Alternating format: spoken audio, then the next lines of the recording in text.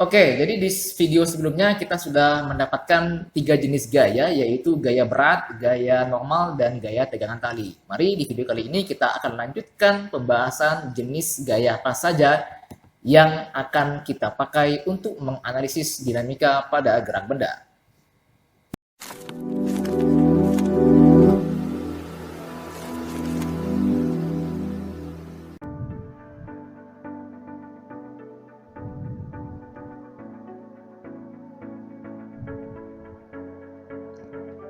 Jika gaya-gaya sebelumnya banyak bekerja pada benda yang bergerak lurus, maka untuk benda yang bergerak melingkar ada sebuah gaya khusus padanya.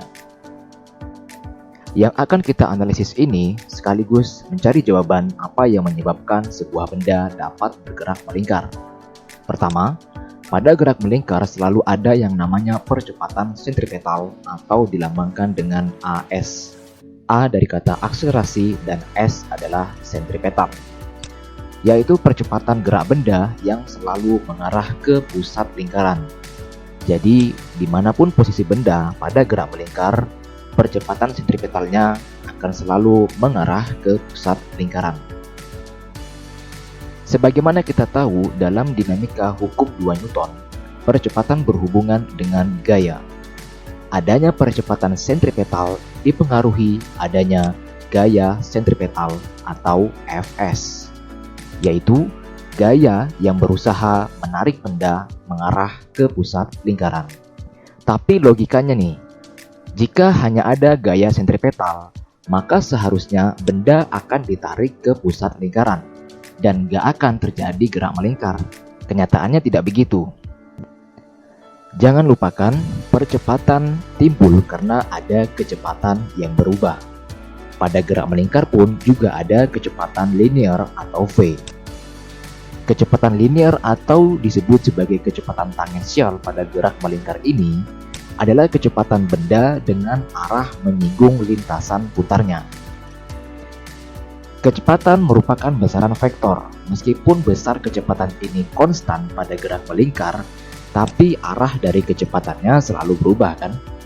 Maka perubahan inilah yang mengakibatkan adanya percepatan, yaitu percepatan sentripetal. Kerjasama antara gaya sentripetal atau Fs dengan kecepatan tangensial V, inilah yang membuat benda dapat bergerak melingkar. Sekarang mari kita lihat hubungan antara kecepatan tangensial dan percepatan sentripetal. Pertama, dimanapun posisi benda, kecepatan linear dan percepatan sentripetalnya selalu saling tegak lurus. Secara matematis, percepatan sentripetal atau AS dirumuskan dengan besarnya kecepatan tangensial pangkat 2 dibagi dengan R, yaitu dari jari lingkaran. Sedangkan gaya sentripetal atau Fs dirumuskan berdasarkan hukum 2 Newton, yaitu besarnya massa benda dikalikan percepatan sentripetal, di mana percepatan sentripetal ini diperoleh dari rumus V kuadrat per R. Sekarang kita tahu yang menyebabkan bumi kita tetap bergerak melingkar pada lintasannya mengitari matahari. Hal ini dikarenakan bumi kita terus bergerak dengan kecepatan linear tertentu dan karena adanya gaya sentripetal yang tidak lain merupakan gaya gravitasi matahari.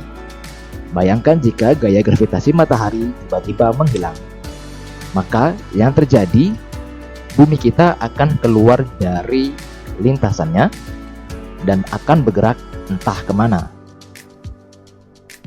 Atau bumi yang tiba-tiba berhenti bergerak,